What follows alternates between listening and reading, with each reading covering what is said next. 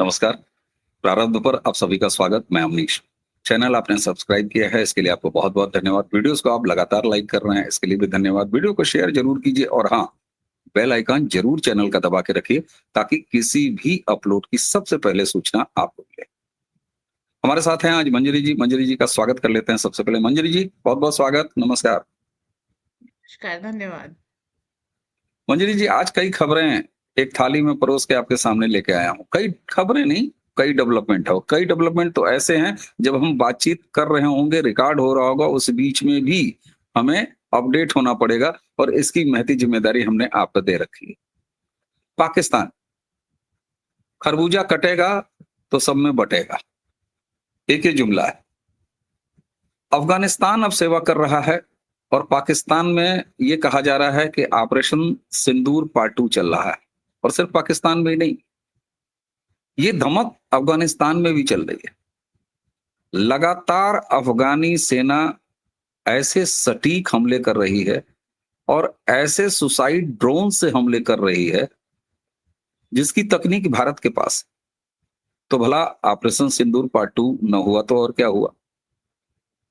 कभी वहां के बड़बोले कहा करते थे कि बस हमने डूरंड लाइन के 30, 35, 40 किलोमीटर आगे बढ़ के और अफ़गानिस्तान की जमीन को कब्जा कर लेना है, पाकिस्तान वाले। आज देखिए ना, वक्त बदल गए, जज्बात बदल गए, हालात बदल गए। वही अफ़गानिस्तान पाकिस्तान के 30, 35, 40 किलोमीटर अंदर घुस चुका है। कई चौकियों पर कब्जा किया जा चुका है, सैनिकों को वहां से भगा दिया है और उनके टैंक छीन के अपने शहरों में तालिबानी नाचते घूम रहे हैं और दौड़ाते घूम रहे हैं। और तो और, जब अभी तालिबान के विदेश मंत्री हमारे यहाँ थे, तो हमारे जयशंकर साहब ने कहा कि हमारा तो बॉर्डर मिलता है और उसको चरितार्थ कर रहे हैं। हमने पहले भी कहा था कि कई ऐसी पोस्टें हैं अफ़गानिस्तान की, जहां वो पाकिस्तान के सामने हिंदुस्तान का झंडा लगा के बैठे हैं कि हम तो यहाँ हिंदुस्तान को मान रहे हैं, ज़मीन मान रहे हैं। तो ये तो रहा अफ़गानिस्तान और पाकिस्तान के बीच। इस पर आपसे अपडेशन चाहेंगे। दूसरा जो हमने परोसा है उसी थाली में, प्रारब्ध कह लीजिए, यूनुस वाला बांग्लादेश। यूनुस के बांग्लादेश में एक बार फिर माहौल गर्म है और वहां क्या डेवलपमेंट है, हम उसके बारे में भी आपसे जानना चाहेंगे। और उसी के साथ-साथ नियत का खेल देखिए, म्यांमार में भी कुछ हो रहा है।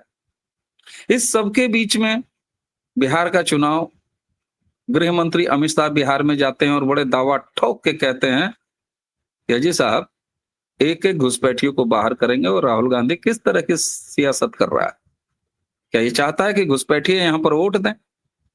ये सब कुछ दिखाई दे रहा है और जियोपॉलिटिकल जो स्थितियां हैं वो अलग दिखाई दे रही हैं। वहां तो डेवलपमेंट ही डेवलपमेंट है, लेकिन ये भारत के पाकिस्तानी जो कहते हैं ना, खित्ते के आसपास जो चल रहा है, इसको कैसे देखती हैं आप? Over to you Manjari ji, please. देखिए, राहुल गांधी पे मैं बात नहीं करूंगी। जब तक हम लोग राहुल गांधी पे बात करेंगे, उसका रेलेवेंस पता बना रहेगा और मोदी जी को उसके साथ जो कुछ भी एडवेंचर मिस एडवेंचर करना होगा वो नहीं कर पाएंगे। इसलिए Rahul Gandhi is out of the question. वो जो कुछ भी कर रहा है उसमें पप्पू फेल हो चुका है और अब पप्पू की एक न्यूसेंस वैल्यू थी वो भी खत्म हो चुकी है। ठीक। अब सबसे छोटा टॉपिक जो है वो सबसे पहले ले लेते हैं म्यांमार का। ठीक। म्यांमार की उसमें एलईटी के प्रॉक्सी दिखाई दे रहे हैं और उसको एआरएसए कहते हैं। और उसके बाद ये जो है बुद्धिस्ट अराकान आर्मी पर अटैक कर रहे हैं। तो द थिंग इज, एलईटी की प्रेजेंस म्यांमार में काफी समय से देखी जा रही है। उसको काउंटर करने के लिए एक वहां पर भी आपको फुल स्केल करना पड़ेगा। और ये एआरएसए का फुल फॉर्म है अराकान रोहिंग्या सैल्वेशन आर्मी। ठीक है, अभी तक वो रोहिंग्या थी, फिर रोहिंग्या सैल्वेशन। सैल्वेशन का मतलब आप समझ जाइए कि कहीं पे क्रिश्चियनिटी का थोड़ा सा इनपुट है। ठीक है, तो डीप स्टेट इसको यूज कर रहा है। उसके बाद उसमें जब अराकान वगैरह शब्द लग जाते हैं, इसका मतलब है पाकिस्तान रिलेटिव वगैरह वहां पर आराम से इस चीज को सपोर्ट कर रही है। और पहले अब इसको काउंटर करने की जरूरत है। अब आ जाते हैं हम लोग बांग्लादेश के ऊपर। बांग्लादेश में 14 टॉप ऑफिसर्स जो हैं वो अनरेस्ट के बाद अरेस्ट कर लिए गए हैं। जो इनका आर्मी चीफ था वो जा रहा था सऊदी और उसने जो है इसकी अपनी विजिट कैंसिल कर दी है। आपको मालूम है अभी सऊदी ने पाकिस्तान से भी पैक्ट किया था, जिसको लोग वो क्या इस्लामिक नेटो बता रहे थे। तो भाई अभी अफगानिस्तान पाकिस्तान की बजा रहा है, और अभी लोगों ने कहा था attack on Pakistan is attack on Saudi. मैंने तब भी कहा था सऊदी पाकिस्तानियों से टॉयलेट धुलवाता है, इनकी खातिर वो घास का तिनका नहीं उठाएगा, इनकी तरफ मुड़ के नहीं देखेगा। और वो चीज सच हो गई। ओके। आ, सऊदी को कोई फर्क नहीं पड़ा पाकिस्तानी जिंदे हैं या मर गए, उसको यमन के बॉर्डर पे लगाने के लिए कुछ सोल्जर्स चाहिए थे, और इसका पैक्ट उन्होंने फील्ड मार्शल से किया, और वो वहां पर फेल हो गया। ठीक। कुछ मतलब पाकिस्तानी आर्मी के ट्रेंड अच्छे टॉप सोल्जर्स यमन चले गए, यहाँ और कमी हो गई। अब इसी चीज में भाई उनके लिए तो एक लगातार डिमांड बनी हुई है यमन बॉर्डर पे, तो वो इसी सिलसिले में बांग्लादेश से भी बात कर रहे थे कि जहां से भी उनको अपनी उम्मा ब्रदर मिल जाएं जो उनके बॉर्डर्स को सिक्योर कर ले, तो इसी सब डील्स के लिए बांग्लादेश के चीफ को जाना था। जो अनरेस्ट हुआ उसके बाद जो 14 ऑफिसर्स पकड़े गए, उसके कारण इन्हें अपनी डील कैंसिल करनी पड़ी। अब ये जब भी बाद में होगा, और वो अनरेस्ट बांग्लादेश में खूब अच्छी तरीके से चल रहा है, जिसे आप कहिए कांटे से कांटा निकल रहा है। परिणाम सुपरिणाम आप समय पे देखेंगे, और यही सुपरिणाम आपको वहां पर दिखेगा कहाँ पे? पाकिस्तान में।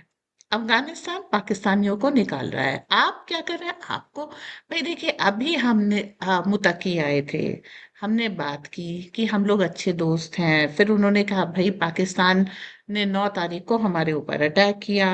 किस लिए अटैक किया? वो तालिबानी आतंकवादियों को निपटाना चाह रहे थे। निपटाया किसको? स्त्रियों और बच्चों को। तो फिर हमको कुछ डिफेंस के नाते चाहिए, मोदी जी।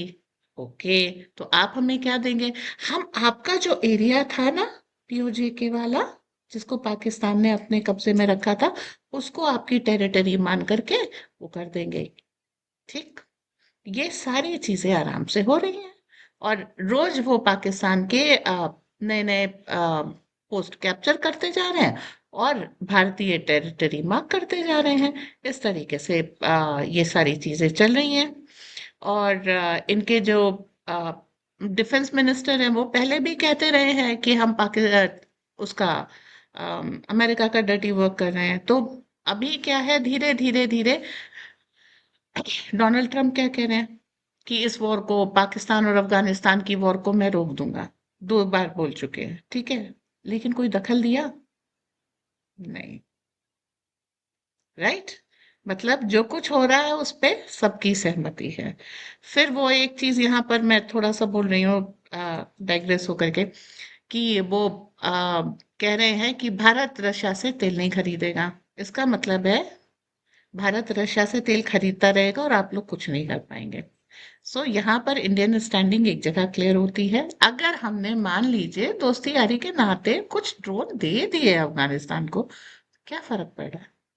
और अफगानिस्तान के पास अगर ड्रोन्स आएंगे, तो वो उसको जहां यूज करना चाहेगा करेगा। भाई हमने, उन्होंने खरीदने थे, हमने बेचने थे।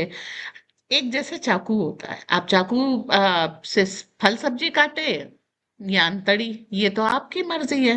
वैसे ही ड्रोन से आप सर्वेलेंस कर सकते हैं या अटैक कर सकते हैं, ये आपकी मर्जी है। आपने हमको डील में कुछ दिया, हमने आपको ड्रोन्स दे दिए, आपने यूज कर लिए। भाई पाकिस्तान ने भी तो ऑपरेशन सिंदूर में तुर्की से आए हुए ड्रोन यूज किए थे।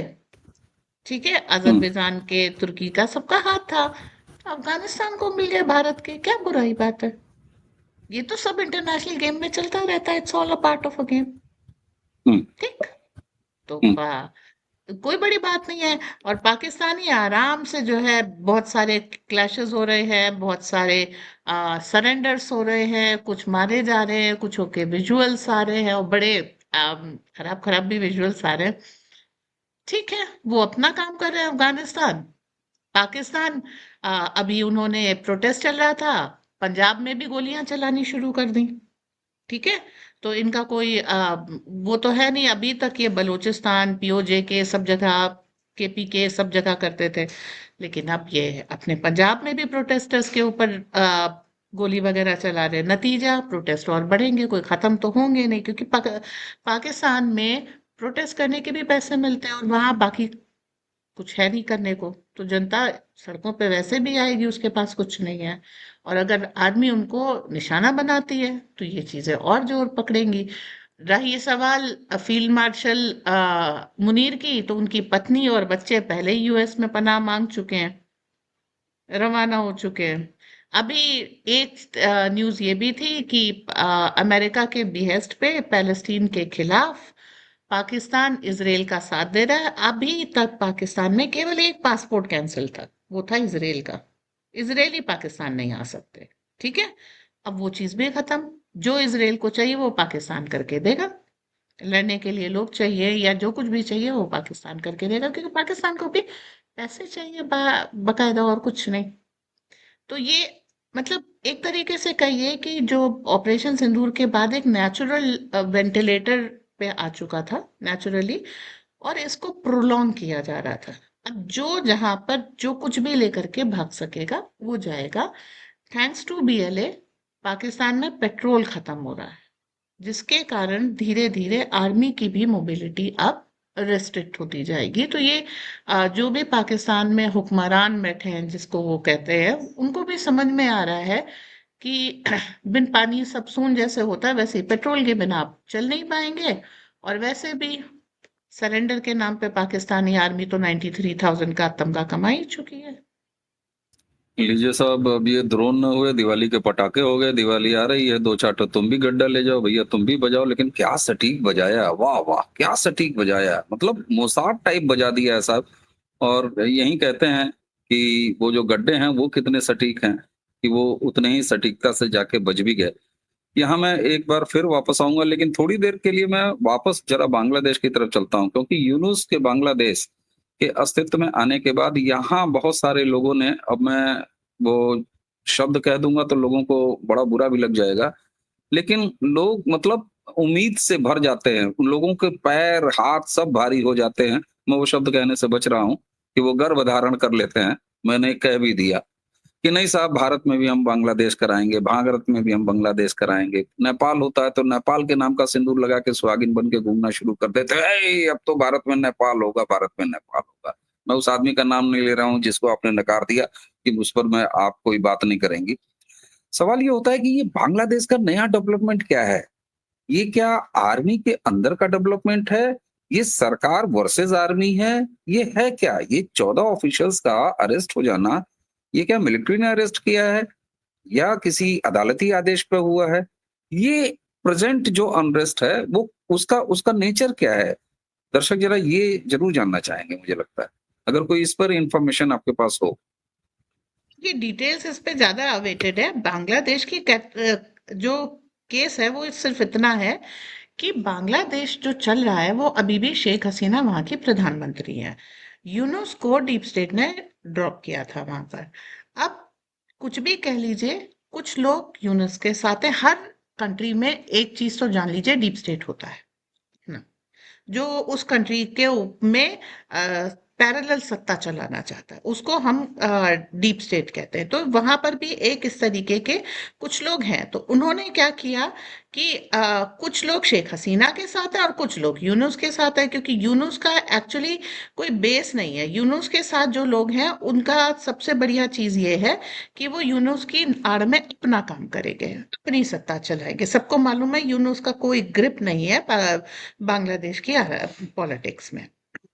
तो अब एक फ्रैक्शन चल रहा है जिसमें इनके चीफ जमन है, और वो लोग जो है इनकी सुन रहे हैं, शेख हसीना की।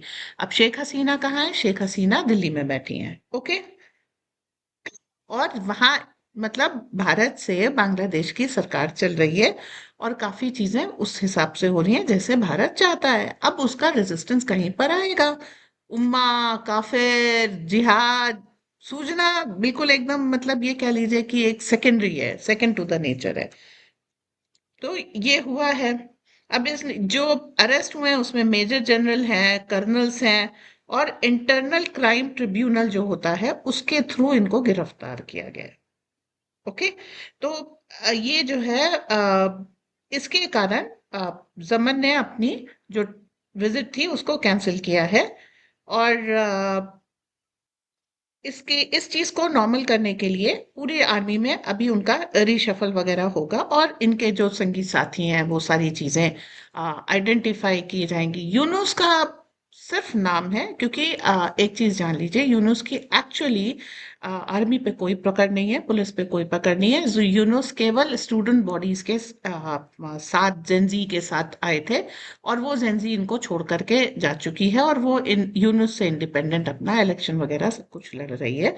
उनको जो पॉलिटिकल हाईलाइट चाहिए था वो यूनुस के नाम पे मिल गया है। Now Yunus actually is irrelevant, चूंकि डीप स्टेट का फेस है इसलिए उसको छापा जाता है, उसके बारे में बात किया हम्म, जाता है। जैसे यहाँ पे पप्पू है, डीप स्टेट का फेस है इसलिए छापा जाता है, बात किया जाता है, पर इनइफेक्टिव है। रहा इन लोगों की तरीके से भारत पे आग लगाएंगी, ये तो स्टालिन के बेटे ने भी इसके इसने केटीआर ने कहा था। केटीआर ने कहा था, लेकिन क्या हुआ? कोशिश की बरेली में, नतीजा सबके सामने है।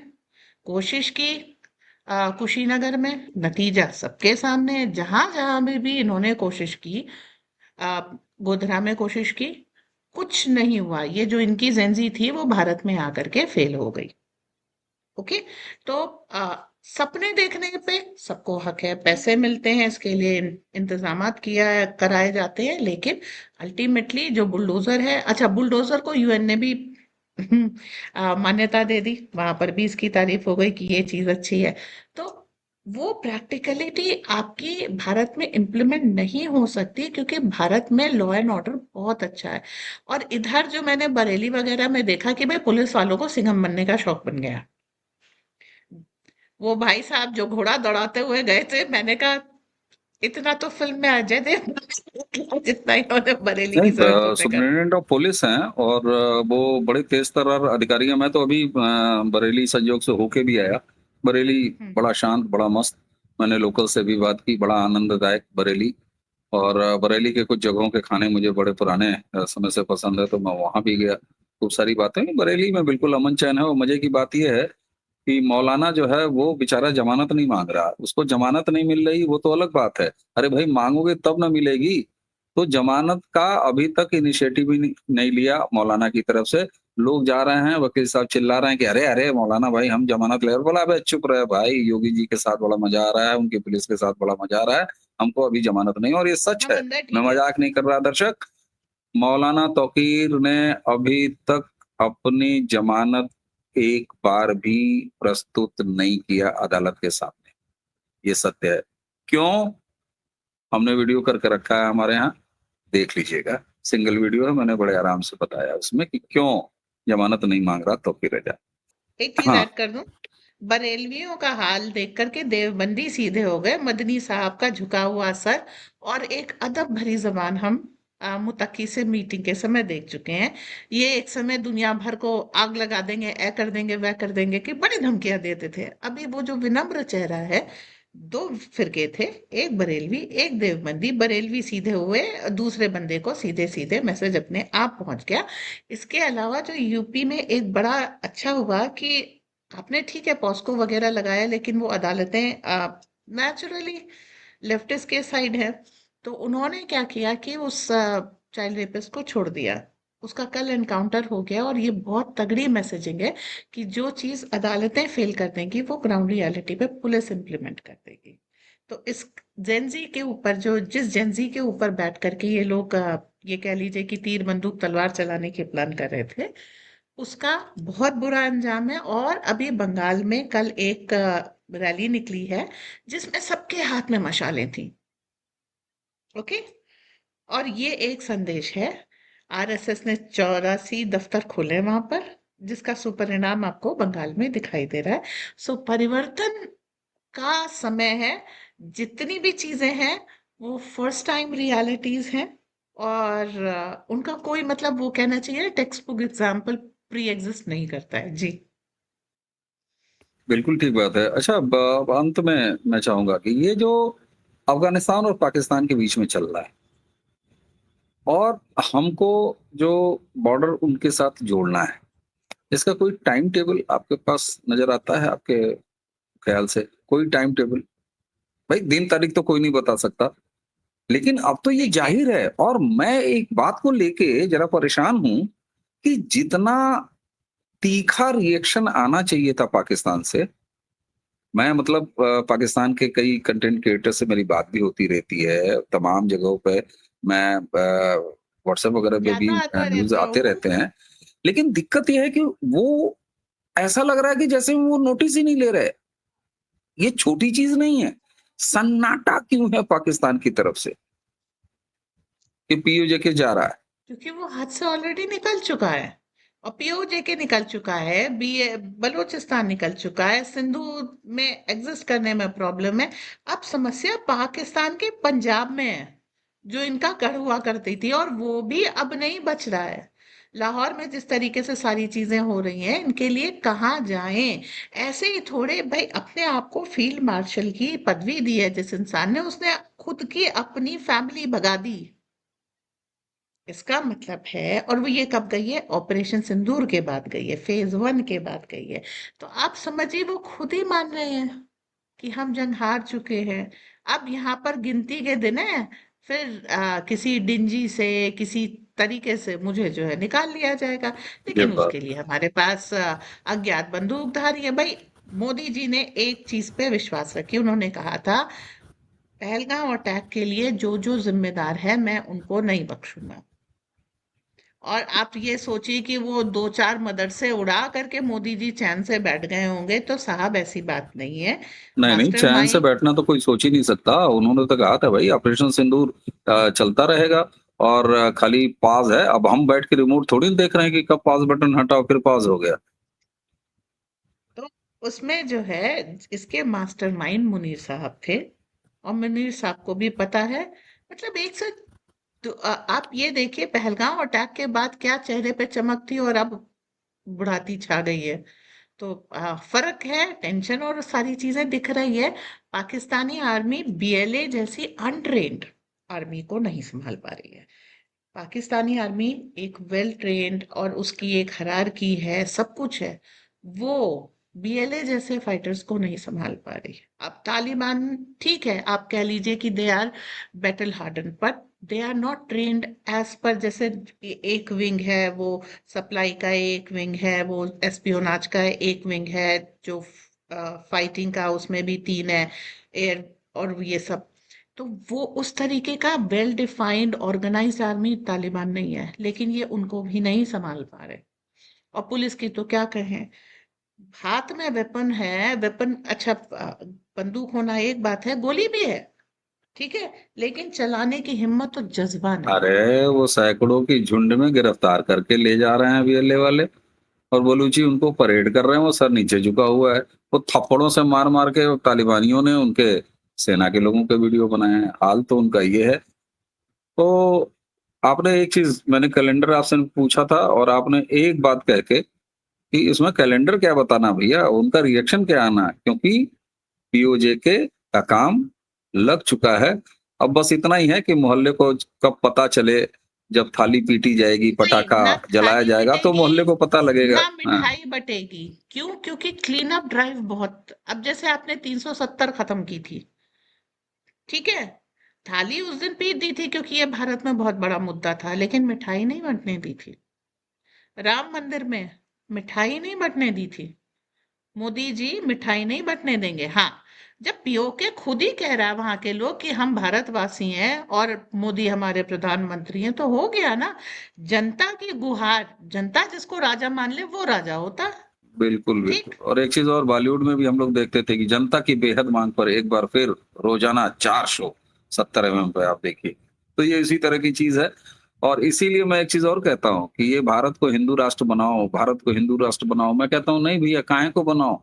अवनीश प्रिय शर्मा का नाम अवनीश प्रिय शर्मा है, मंजरी जी का नाम मंजरी है, इसको यहाँ माथे पे लिखना ज़रूरी है। भारत स्वभाव से डीएनए से हिंदू राष्ट्र है, इसको कागज़ पे लिख के देने की आवश्यकता नहीं है। मंजरी जी 3 अलग-अलग डेवलपमेंट भारत के खित्ते में जो वो कहते हैं उधर और इसको आपने जिस बारीकी से और जिस सरलता से दर्शकों के सामने रखा है, तो मुझे लगता है कि भारत के आस-पास माहौल अच्छा हो रहा है और धीरे-धीरे माहौल जितना अच्छा होता जाएगा, भारत का उतना ही अच्छा दिन होता जाएगा।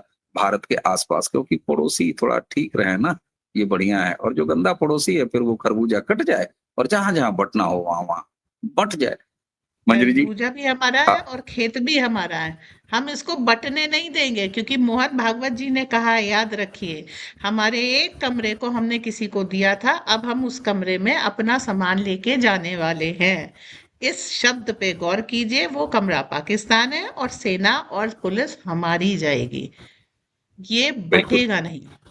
जी। चलिए साहब, बिल्कुल अविभाजित बटेगा भारत। नहीं, वो घर वापसी होगी। ये भी है, घर वापसी मतलब जमीन वापसी होगी और बाकी चीजें भी अलग अलग तरीके से। और हमारे पास एक ऐसे प्रधानमंत्री हैं जो कहते हैं कि डेमोग्राफी बिगाड़ी गई है, तो उस डेमोग्राफी को हम वार फुटिंग पे टाइम बाउंड प्रोग्राम के तहत दुरुस्त करेंगे। तो ये जो एक शंका है कि साहब जमीन आएगी तो उस जमीन के साथ कई जंतु भी आएंगे, तमाम कीड़े मकोड़े भी आएंगे, हरे, लाल, पीले जो भी हैं, तो वो उन मकोड़ों का क्या होगा? तो हमारे पास एक ऐसे प्रधानमंत्री हैं जो डेमोग्राफी बैलेंस करने का काम कर रहे हैं। तो इसलिए हमें निश्चिंत रहना चाहिए। मंजरी जी, आपने समय दिया, आपका बहुत बहुत धन्यवाद। दर्शकों, इसी के साथ आप सबको धनतेरस की बहुत बहुत शुभकामनाएं।